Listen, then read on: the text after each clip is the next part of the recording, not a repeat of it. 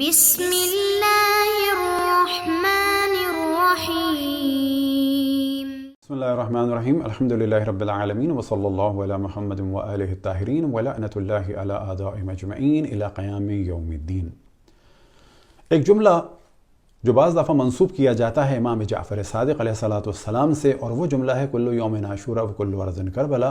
تو ہم بتاتے چلیں کہ یہ امام جعفر صادق علیہ السلام سے نقل نہیں ہوا، اور نہ فقط یہ کہ امام جعفر صادق علیہ السلام سے نقل نہیں ہوا، بلکہ کسی بھی امام سے یا معصوم سے نقل نہیں ہوا، اور ہماری کسی بھی روایتوں کی کتاب میں یہ جملہ موجود نہیں ہے۔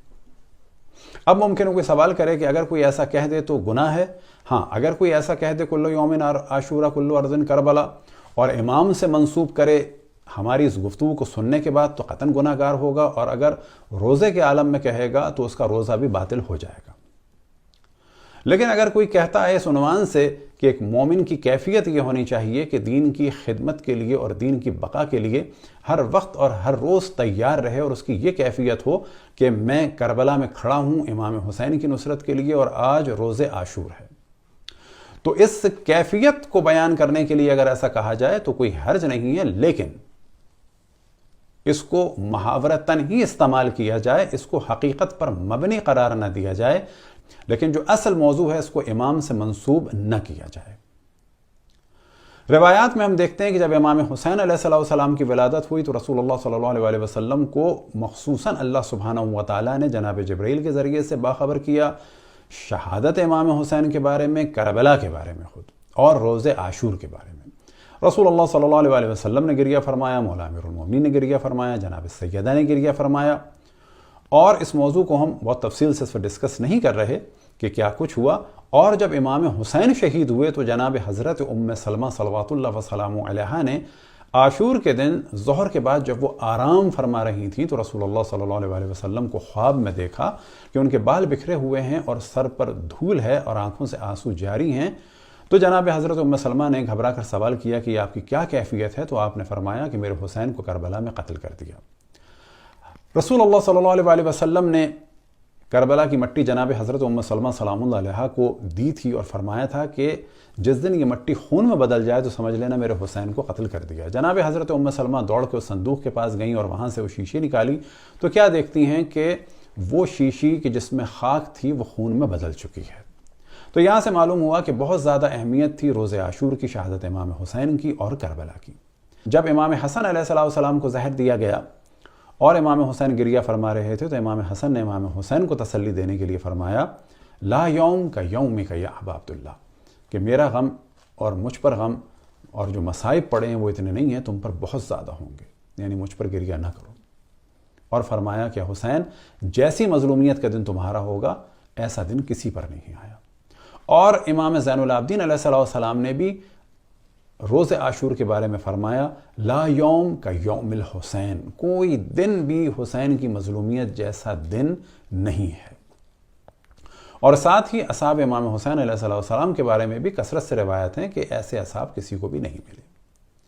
اب اس موضوع کو ہم کیوں ڈسکس کر رہے ہیں؟ پہلی وجہ ہم نے بیان کر دی کہ ماہ رمضان میں اگر کوئی علم و آگاہی کے بعد بھی اب اسے امام سے منسوب کرے تو اس کا روزہ باطل ہو جائے گا، اور یہ کام ویسے بھی گناہ کبیرہ میں سے ایک گناہ ہے۔ دوسری وجہ یہ کہ اب بڑی کثرت سے علی زمان، حسن زمان، حسین زمان القاب استعمال ہو رہے ہیں، اور اگر ان کو اسی طرح سے آزاد چھوڑ دیا گیا تو نوبت یہ آئے گی کہ مختلف شہر کے حسین ہو جائیں گے، اور بڑے آرام سے کہا جانے لگے گا، جیسے آج کل بڑے آرام سے ہر واقعے کے بعد کہہ دیا جاتا ہے، مثال کے طور پر کربلا کوئٹہ یا کربلا کراچی یا کربلا پارا چنار، تو پھر تدریجاً یہ بھی شروع ہو جائے گا کہ حسین پارا چنار، حسین لاہور، حسین کراچی، حسین انڈیا، حسین پاکستان۔ تو نتیجہ یہ ہوگا کہ فی الحال تو اتنی بری صورت نہیں ہے، لیکن آئندہ صورتحال خطرناک ہو جائے گی، لہٰذا یہ ذمہ داری ہوتی ہے دینی طالب علموں کی اور علماء کی کہ وہ آئندہ کے بہت سارے انحرافات کو مد نظر رکھتے ہوئے بہت ساری چیزوں کو شروع ہی میں کلیئر کر دیں۔ ہم بات واضح کریں کہ نائبین اربائے امام زمان علیہ السلام ہوں، وہ بھی علی زمان، حسن زمان و حسین زمان نہیں ہیں، چاہے شیخ صدوق ہوں چاہے شیخ مفید ہوں۔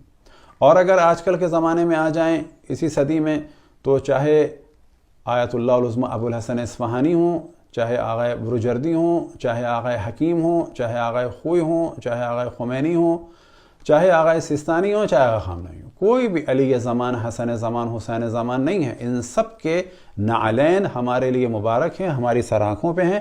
لیکن علی زمان، حسن زمان، حسین زمان ایک دفعہ نہیں، ہم لاکھوں دفعہ کہیں گے. صرف اور صرف اور صرف امام زمان علیہ السلام کی ذات مقدس ہے.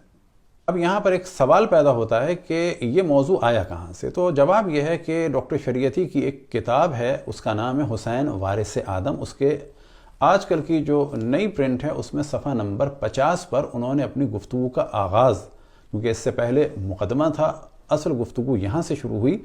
تو امام جعفر صادق علیہ السلام سے یہ جملہ منسوب کر کے وہ فرماتے ہیں کلو شہر محرم، کہ ہر مہینہ محرم کا ہے.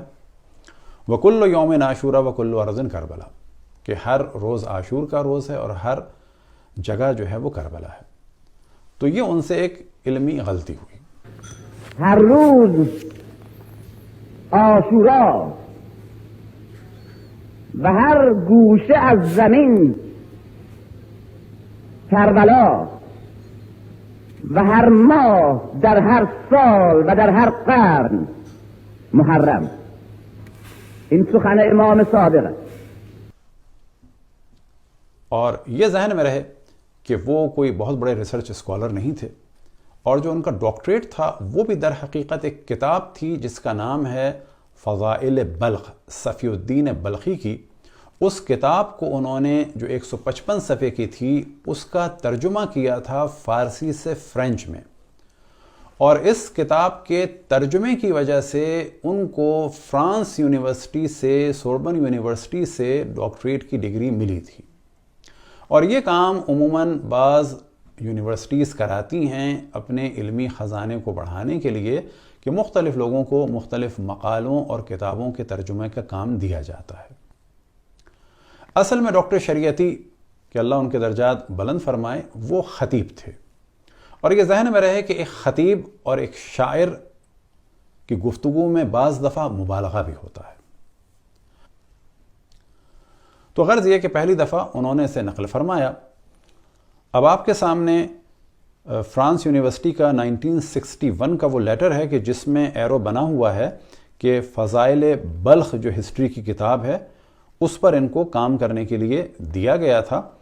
اور اس کے بعد 63 میں ان کو فرانس کے سفارت خانے سے فارسی میں بھی ان کے ڈاکومنٹ کا ٹرانسلیشن ہوا، اور پھر آپ کے سامنے فرینچ میں بھی ہے.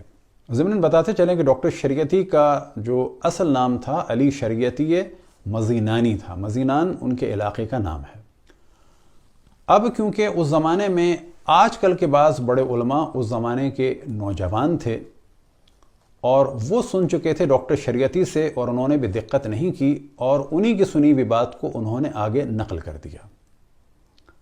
اور یہ بات واضح رہے کہ ڈاکٹر شریعتی کیونکہ ایک جوان اور اس زمانے کے پڑھے لکھے فرانس سے آئے ہوئے اور صورت شکل کے اچھے خطیب تھے، آج کل کے بھی بعض بڑے علماء ان سے بہت زیادہ متاثر تھے، اور ابھی بھی ان کی زبان سے بعض دفعہ انہی کے نظریات بغیر کسی تحقیق کے زبان سے جاری ہو جاتے ہیں. دعا ہے کہ خداوند تبارک و تعالیٰ ان کے درجات کو بلند سے بلند فرمائے. تو اس بات کو ہم نے کلیئر کر دیا کہ ڈاکٹر شریعتی در حقیقت ایک بہترین خطیب تھے، کہ جو بہت ہی زیادہ مترادف الفاظ کا استعمال کرتے تھے، اشعار کا استعمال کرتے تھے، اور بہترین گفتگو فرماتے تھے، اس میں کوئی شک نہیں. اسی قسم کا موضوع بعض عرب شعراء نے بھی اپنی شاعری میں بیان کیا ہے، لیکن بالکل اس طرح سے نہیں، تھوڑا سا مختلف طریقے سے.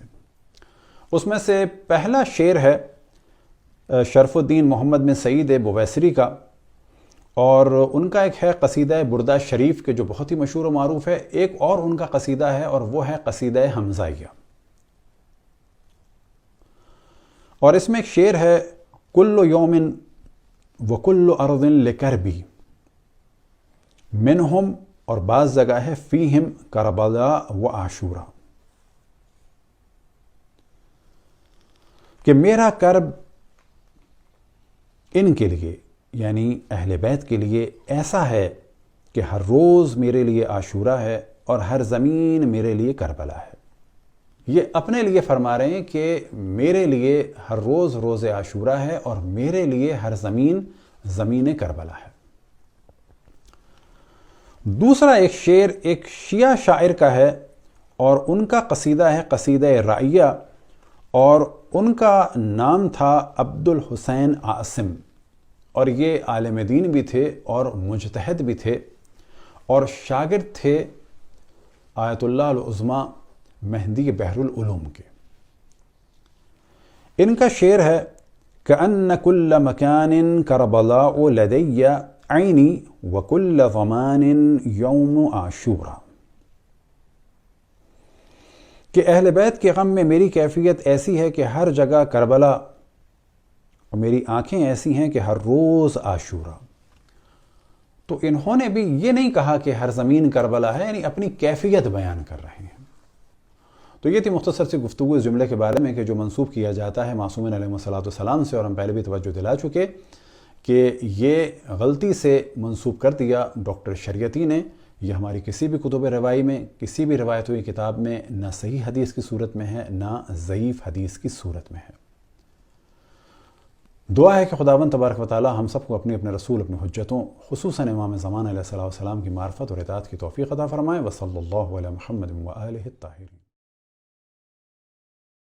سبسکرائب کیجئے ذکر ٹی وی اور اس علم کے سفر میں ہمارے قدم کے ساتھ قدم ملائیے۔